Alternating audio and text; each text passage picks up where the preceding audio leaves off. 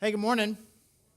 Welcome to the Grove Church. I'm Charlie, lead pastor here. If you don't know, if you're new, man, we're really glad that you're here. And we're going to start our series, continue our series here in just a second. But before this happens, we don't do this very often. We don't talk typically a whole lot about kind of whatever's going on out in the world, political stuff. We don't talk about that a whole lot because that stuff is so divisive and unnecessarily so, I think, a lot of times. And the gospel, the need that people have for Jesus Christ, that's plenty of controversy a lot of times. But what's happened over the last couple of days is not controversial. Racism is not controversial. It's evil. Amen. It is evil and ridiculous and has no place in our world. And we as God's people must stand and look at that and call evil, evil. And if there's any hesitancy I have to talking about this, it's not in calling evil evil. It's just that I don't like drawing any more attention to these idiots than have already been drawn to them. People like this, they feed off of fear, anger, and publicity. And I would love the next time something like this happens, I'm not in charge of such things, I'd love the next time some idiots decide they want to do this, that no counter-protesters show up and no media shows up, and it could just be a bunch of idiots yelling at each other in the park. But that won't happen. It won't happen. And so it's important for us. It's important for us to call evil evil. And at the same time, you just peruse social media, and you just see, and I just sense this, people trying to figure out how to process all of this. And there's a couple of things when things like this come up that I feel it's important as God's people for us to remind each other of. And there's a couple of ways to kind of process this, depending on your side of the political spectrum, that I would consider unhelpful. One is to say, well, I don't agree with what they're doing, but there wouldn't be people like that doing this if it weren't for this over here. No. This is irrelevant. This is evil and this is irrelevant. There is no excuse, no justification. There's nothing that happened over here that even makes this even remotely understandable. It's just evil. Okay? And on the other side, we don't look and say, you see these evil people? You know who they voted for? They voted for this guy. And you know who else voted for this guy? These people. So no. These people are evil, and the fact that they share one trait in common is irrelevant. It does not matter who they voted for because they are evil people that voted for your candidate. And we are not going to participate in the politics of divisiveness by associating the most evil people who agree with us on two things. It's like, well, these evil people agree with you on these two things, so therefore you're evil like them. We're just not going to play that game. We're not going to play that game. We are God's people. We will not. I've said this before, that our political system, it feeds off of our fear and anger. And they want us to be divided because the more divided we are, the more money we will send them and the more power we will give them, and we will not play that game. We are God's people, and we, as Jesus said, we are called to be peacemakers. He says, blessed are the peacemakers, and we are not going to participate in this culture of division. We will not.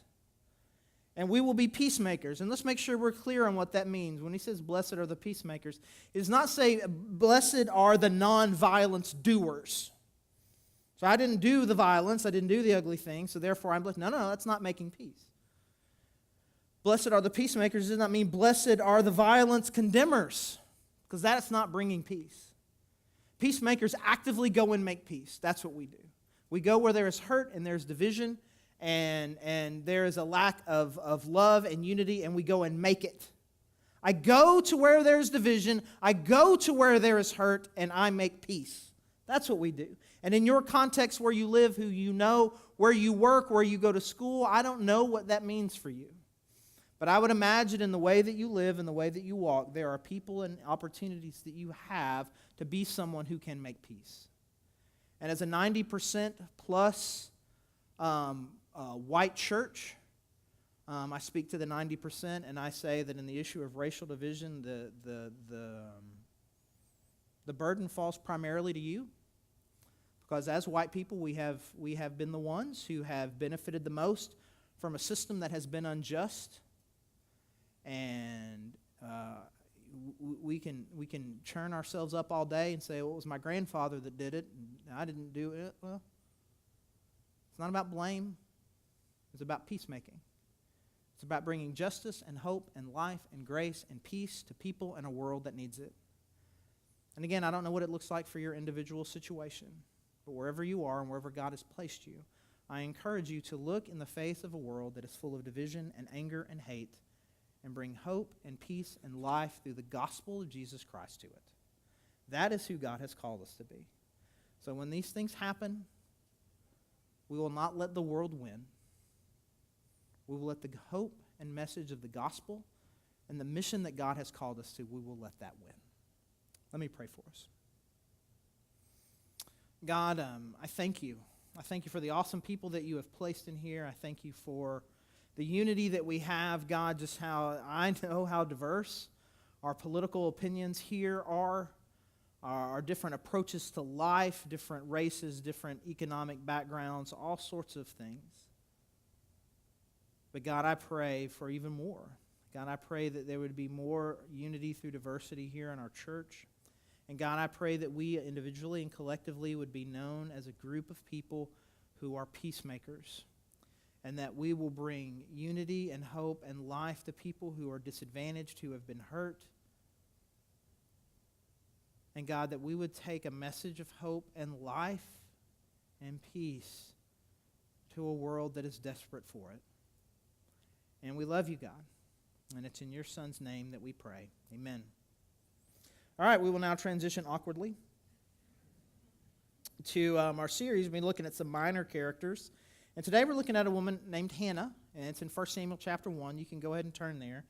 And, in this we're going to see a woman praying for something, a woman praying for something over some time. And it reminds me, we have a lot of new people here at the church all the time. I need to catch up. I feel like we should hand out to new people like a little cheat sheet card of like ongoing stories that we always talk about that you don't know. Like, okay, Charlie's family always rides roller coasters. Okay, we know that. He makes his kids ride roller coasters. He takes his crying kids on the roller coaster. We got that. Write that down. They have three kids, all daughters, right? The youngest one, Layla, she's starting kindergarten.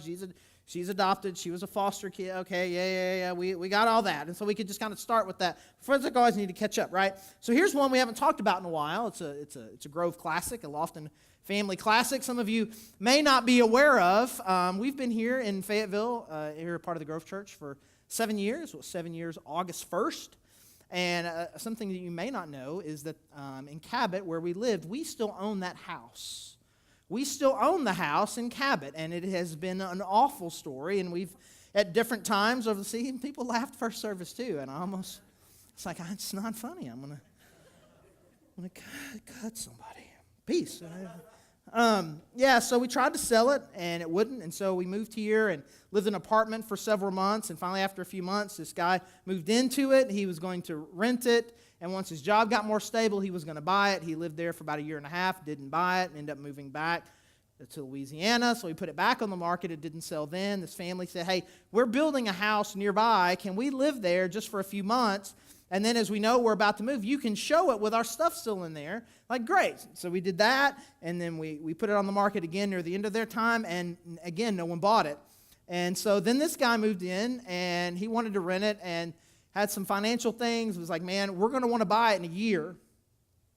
Then we kind of moved into this kind of lease purchase agreement with him, and 1 became 2, and 2 became 3, 3 became 4 years, and now they're just moving out. And after just years of just kind of promising that they were going to buy it, and it was just all very weird and frustrating. So as of August 1st, the 7-year anniversary of our moving here, that house is back on the market again.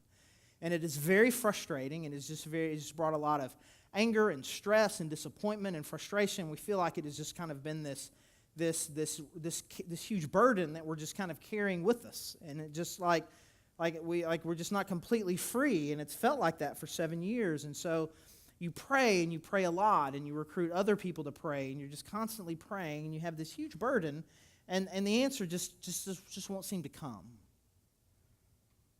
And I would imagine that there are a lot of people here that if you were just allow yourself to go into your heart deeply enough, we would discover a lot of us here that have something like that. It may not be the purchase of a house, but it is some emotional weight, some disappointment, some brokenness, some relationship, some huge lack that you feel where there's this thing, and I've been praying about it, I've been trying to give it to God, and I want this, and it becomes very frustrating, and you pray about it for days, you pray about it for weeks, you pray about it for years, and it just seems like the answer will not come.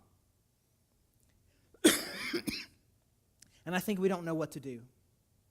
We don't know how to pray, and we don't know how to process these kinds of things. So here in 1 Samuel chapter 1, we're going to be introduced to a woman named Hannah. She is going to become the mother of a guy named Samuel, for whom this book and the next book, 2 Samuel, named after. Probably one of the top 5 most important people in the entire Old Testament as far as the influence and power that he had over the country and for God's influence in the world. And so he's an incredible person. So this is kind of, I guess, this for a superhero movie, it would be his origin story. And it's here with his mom, Hannah, and we're going to see this starting in 1 Samuel chapter 1, starting in verse 1. Now there was a certain man from Ramathaim, a Zuphite from the hill country of Ephraim, whose name was Elkanah, son of Jeroham, the son of Elihu, the son of Tohu, the son of Zaph, an Ephraimite. He had 2 wives, one was called Hannah and the other Peninnah. Peninnah had children, but Hannah had none. Year after year, this man went up from his town to worship and sacrifice to the Lord Almighty at Shiloh, where Hophni and Phinehas, the 2 sons of Eli, were priests of the Lord. Whenever the day came for Elkanah to sacrifice, he would give portions of the meat to his wife Peninnah and to all her sons and daughters. But to Hannah he gave a double portion, because he loved her, and the Lord had closed her womb. Because the Lord had closed Hannah's womb, her rival kept provoking her in order to irritate her. This went on year after year. Whenever Hannah went up to the house of the Lord, her rival provoked her till she wept and would not eat. Her husband Elkanah would say to her, Hannah, why are you weeping? Why don't you eat? Why are you downhearted? Don't I mean more to you than 10 sons? Let's just pause here for a second, because this is important. This comes up every now and then. People just kind of wondering things about the Bible, having questions or criticizing the Bible. They'll ask, why does the Bible seem to approve of polygamy, having more than one wife?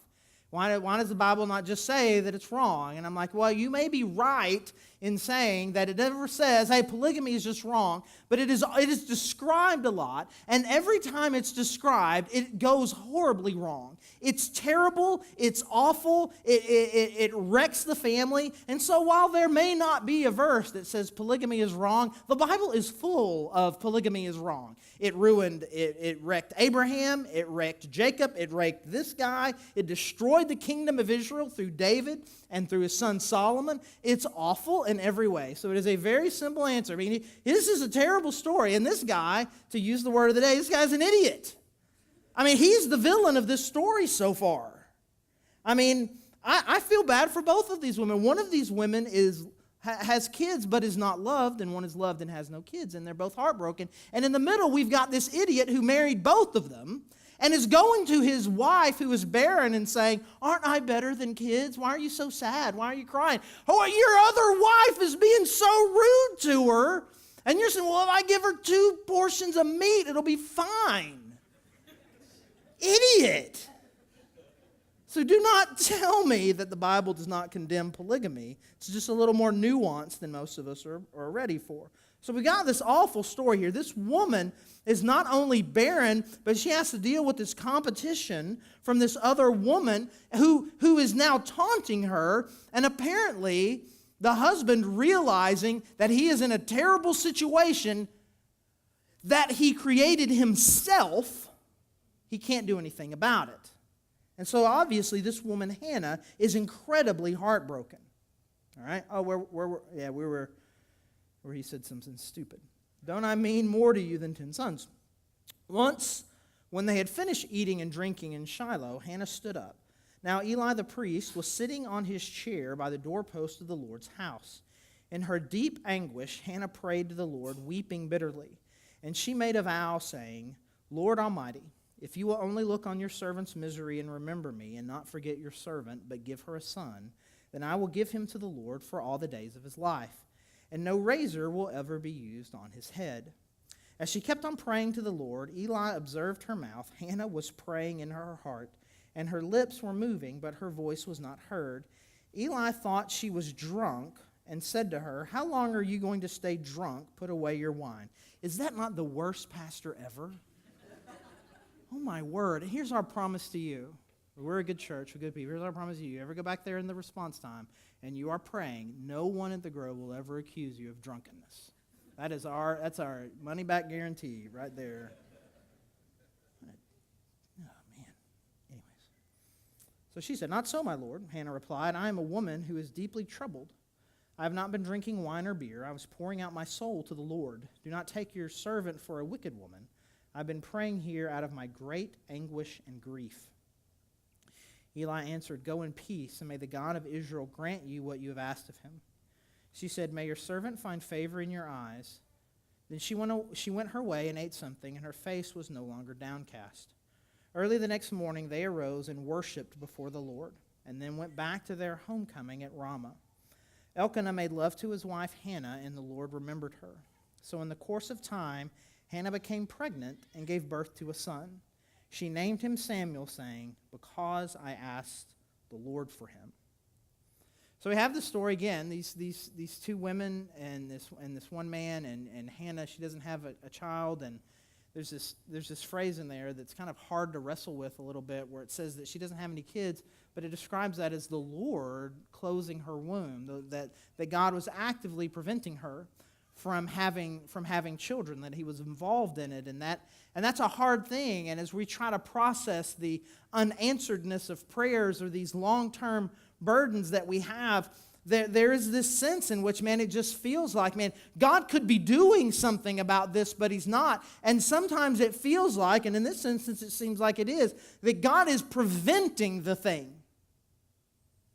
Like, why would he do that? Why would a good God prevent the thing? And we have to kind of process and wrestle with that. And we see Hannah doing that. And we see her then come to prayer. And even in the midst of her prayer, we see this awful accusation made against her.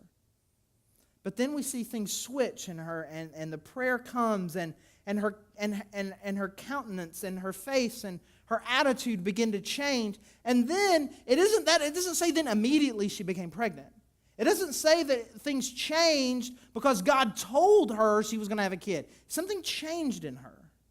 And then it says, over the course of time, she conceived.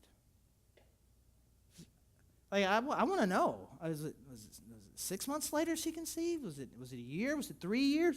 It doesn't say, and I think it's intentionally so. She was fine all of a sudden. And then at some time, God answered the prayer. So this is a powerful story. It's a powerful story of a real woman and a real awful situation pouring out her heart to the Lord. And I think that we have a lot to learn. So let's just learn just a little bit about kind of the way that she approached this with God, the way she approached her prayers. And the first thing is this: Hannah's prayers were powerful. They were so powerful that she got accused of drunkenness. It was so weird and so emotional that this pastor, who apparently was so jaded and had probably never, or had been years since he had, poured out his heart this deeply to God before, he didn't even recognize it when he saw it. What he saw was you must be doing something bad to be this, whatever it is that you are. But what it was a moment, a powerful moment of realness from her, where the emotion and the fear and the anger and the anxiety and the disappointment, it all just came out. And she just gave it to God. This was not just a simple, we're going to bless the meal before we eat kind of prayer. Dear God, I just thank you for coming to share and getting into this cadence about heaven. Amen. Right? And we're like, this is just powerful emotion, just taking your soul and just putting it out there. God, I want this, and you're not doing this, and it is wearing me out, and it is grieving me, and it is ripping me apart, and there's this other woman, and then there's my husband, and what is wrong? Please do this for me. And it was real. And it was powerful. And as someone who, through this thing with the house, through 2 relatively short periods, a year and a half, of not being able to conceive. And then a third time, we wanted to have a third kid. And we never went back on any kind of birth control after our second kid. And for 11 years, we believed that God had another kid for us, and we didn't have it. And we've prayed these kinds of prayers. God, what are you doing? And I'm telling you, as someone who has experienced it and has watched other people experience it, pouring out your heart to God, it does something for you. It does something for your relationship. To try to pretend, it's one thing to come to church, and this is bad anyway. It's one thing to come to church and feel like, I'm doing fine today, sir, and how are you? It's blessings for everyone, right? It's a blessed day to be in the house of the Lord. It's one thing to come put on that little show here, which is dumb here, but just you and God. Oh, Lord, who is in heaven, who has blessed us with such bounty, God, I pray that this awful thing that has happened to me, which I totally understand and is totally cool, I pray that you would just, if you see, no. He knows you're ripped up. You know you're ripped up. I'm just going to say it. God, this is more than I can handle. Because one of the things that I know that God wants to do in your life and in your heart as you're wrestling through this is He wants to heal that place in your heart that is broken and overwhelmed. And He's not going to be able to heal that broken, overwhelmed part if you won't reveal it to Him. I'm going to give it to Him. And so no matter what the conclusion to this story is, we see God healing the hurt in her long before a kid comes. He heals her. But that comes through this powerful, soulful, emotional prayer. Not only were her prayers powerful, they were persistent. We have one picture of one story, of one day, her praying. I don't think it is reading into the story or connecting too many dots to say that this is unlikely the first time in the course of her life that she prayed for this. And I guess that she has been praying this in different ways at different times for years and years and years. We're not given any numbers, and I think that's intentional, but it was years and years before this story with Eli. And it was over the course of time afterwards.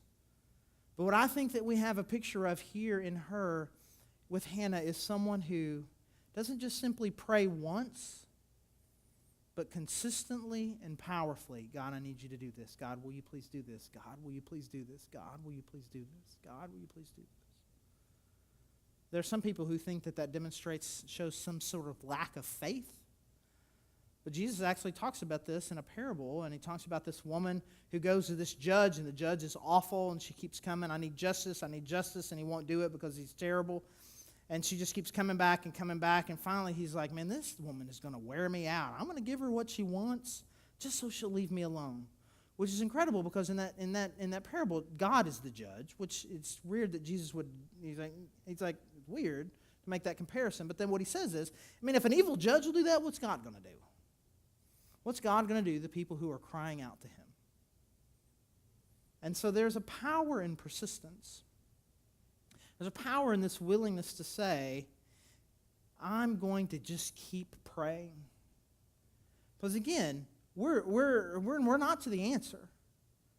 We don't have Samuel or not have Samuel at this point, but she's consistently praying. And again, a lot of what this is what God is going to do to you in the journey.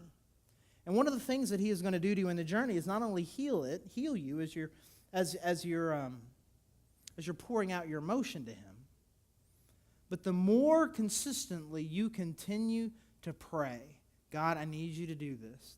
God, I need you to do this. God, will you please do this? God, I want you to do this.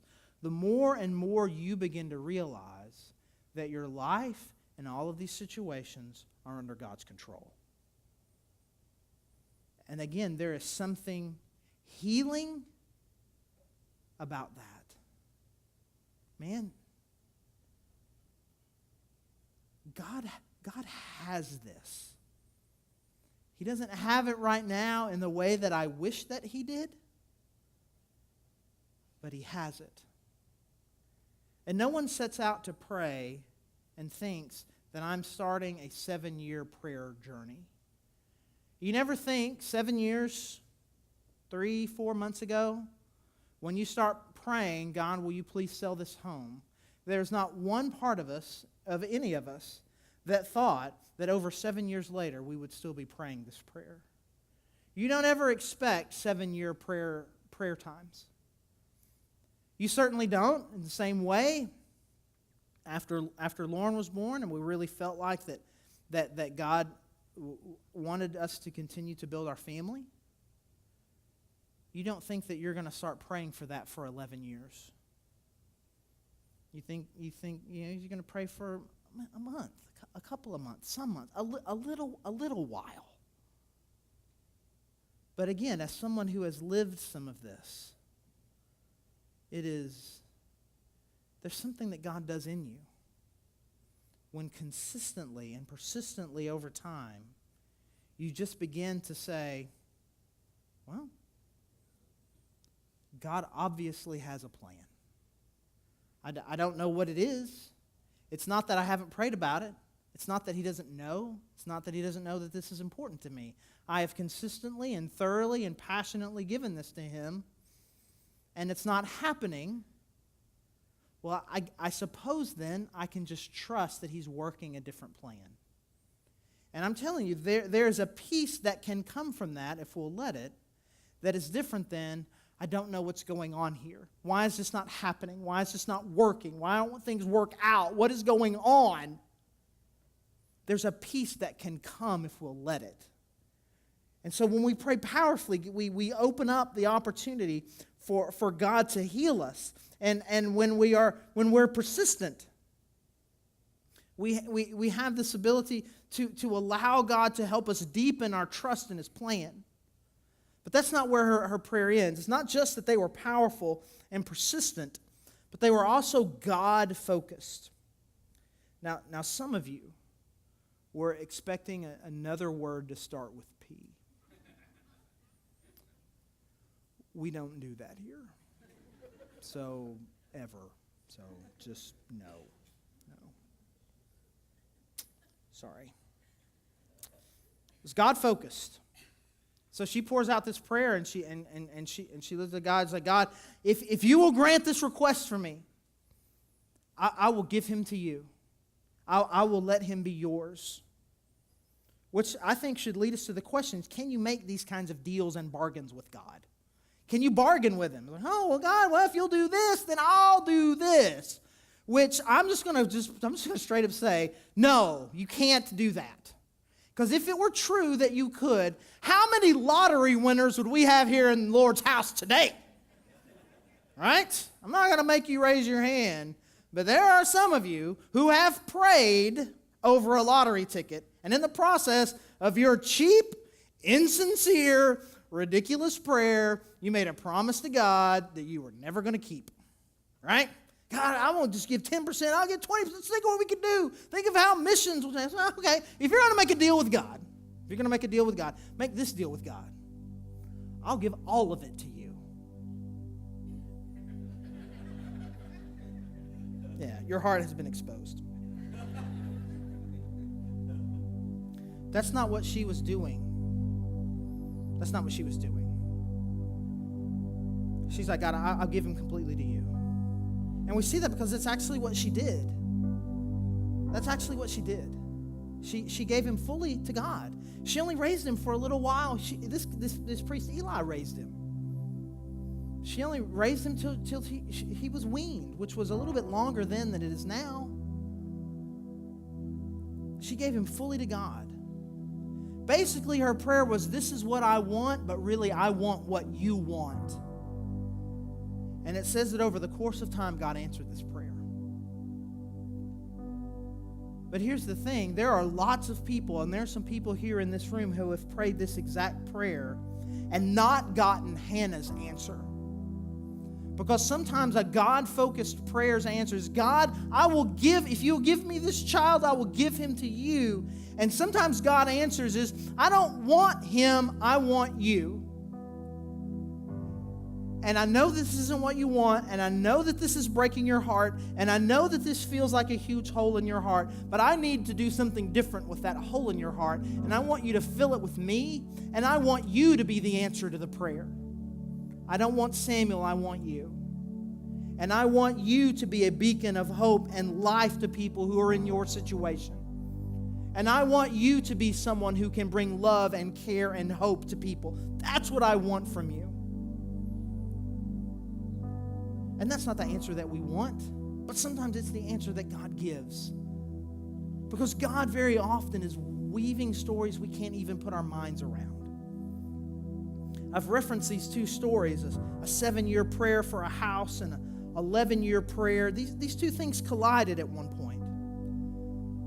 Right at the time we moved here, we felt like that God was calling us to adopt through foster care. But we couldn't start the process because we lived in an apartment.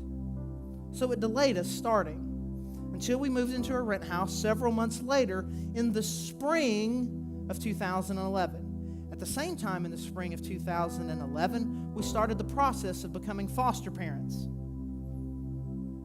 And at the same time in the spring of 2011, 2 people on the other side of Northwest Arkansas were making a bad decision to have a kid that they couldn't keep. And God is weaving this story so that at just the right time, when we finally became foster parents, that this child that He had created to place into our home would be placed into our home. And if our house had sold when we wanted it to, the kid that God had wanted to place in our home would not have had been able to get there. And so it becomes obvious to me on the backside, God, you're obviously working a plan that I didn't even know about, and I thank God for that. But here's the thing. That explains why He didn't sell the house the first time. It doesn't explain why He didn't sell it the second time. It doesn't explain why He didn't sell it the third time. It doesn't explain what's about to happen or is happening right now in the 4th time. I literally don't know. But I do know that I have persistently and powerfully prayed about this. I do know that God is in control. And I know that hindsight with God is always 20/20. And I don't know when I'll have the final answer to what thing that God was trying to do. Maybe it was just simply the refining in the sermon illustrations. I don't know. But I know that He is building and deepening us as a family through the course of these 7 years, those 11 years. And He wants to do the same thing in you. So I know we're all come here with different kinds of burdens. And I just encourage you during our response time. I say this, there's people on our prayer team that would love to pray with you. You need to go pray with them. Sometimes we don't even know where to begin with powerful, persistent prayers. We don't know what to do. I don't know where to begin. I can't get the ball rolling. I'm telling you, if you've never had someone who just knows how to pray in a powerful way, if you've never had someone like that put their hand on your shoulder and pray for you, you are missing out on something huge. And so whatever burden you have brought with you today, please let our church and this awesome team, let them share that burden with you. And give your heart to the Lord back there in the prayer tent. There's prayer candles and the cross. There's people there that will absolutely pray with you. Let's give these things to God. Let's watch God heal us, draw us closer to Him, and answer us in ways that we could never expect, but in a way that show the faithfulness